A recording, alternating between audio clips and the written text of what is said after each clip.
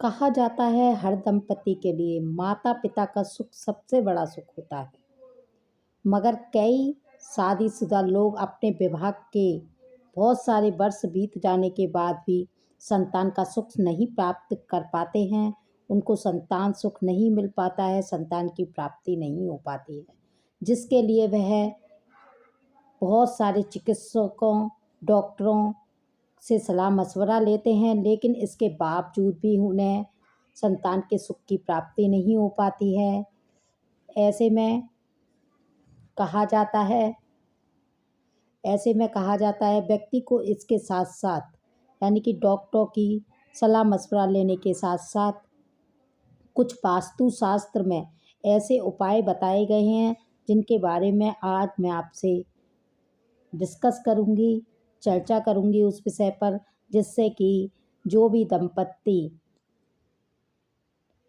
परेशान हैं, जिनको संतान नहीं हो पा रही है, बहुत साल और निकल गए हैं और बहुत समय बीत चुका है, वह परेशान हो चुके हैं, हताश हो चुके हैं, तो इन उपायों को करें, अवश्य ही लाभ उठाएं।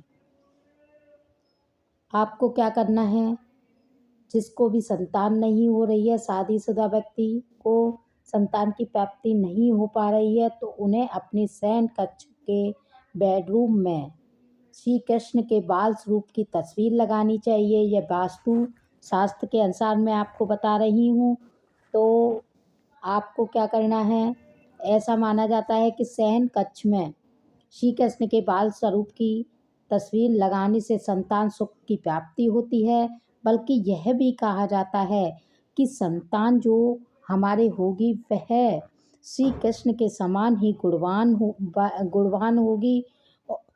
संतान के नेक्स्ट एक उपाय यह भी कर सकते हैं आप वास्तुशास्त्र के अकॉर्डिंग कि संतान की सुख की प्राप्ति नहीं हो पा रही है, तो आपको क्या करना चाहिए, अपने सोने वाले कमरे पे अपने शयन कक्ष में हाथी के चित्र या प्रतिमा भी रख सकते हैं वास्तु के नियम के अनुसार।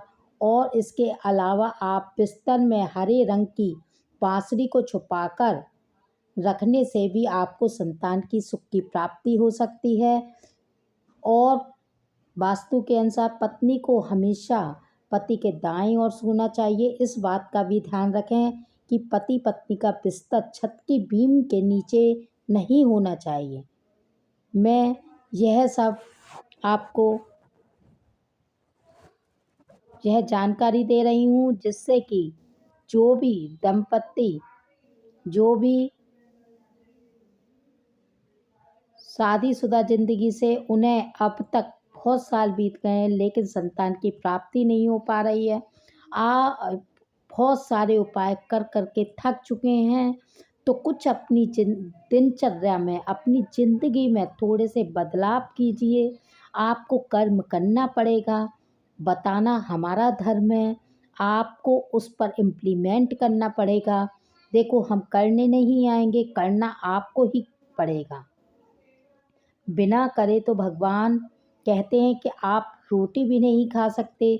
इसलिए हम अपने जो वास्तु के हिसाब से आपको उपाय बता रहे हैं, आप अवश्य करें और उनका लाभ उठाएं। अधिक से अधिक जानकारी देने की आपको कोशिश करते रहते हैं, जिससे कि आपकी समस्याओं का समाधान हो सके और आप सुख में जीवन बिता सकें। अवश्य ही आप इन उपायों को करेंगे तो आपका अवश्य ही कल्याण होगा और आपकी मनोकामना पूर्ति होगी। आपको अवश्य ही संतान की प्राप्ति होगी। आप इन उपायों को करें और लाभ उठाएं, और जब आपको खुशखबरी मिल जाए तो आप अवश्य ही हमारे कमेंट्स बॉक्स में कमेंट करें और बच्चे का फ़ोटो भी हमको शेयर करें, जिससे हमको बहुत खुशी होगी। और आप ऐसे ही हमारी वीडियो में बने रहिए और आते रहिए, हमें अपना प्यार देते रहिए। जय श्री कृष्ण, जय श्री राम।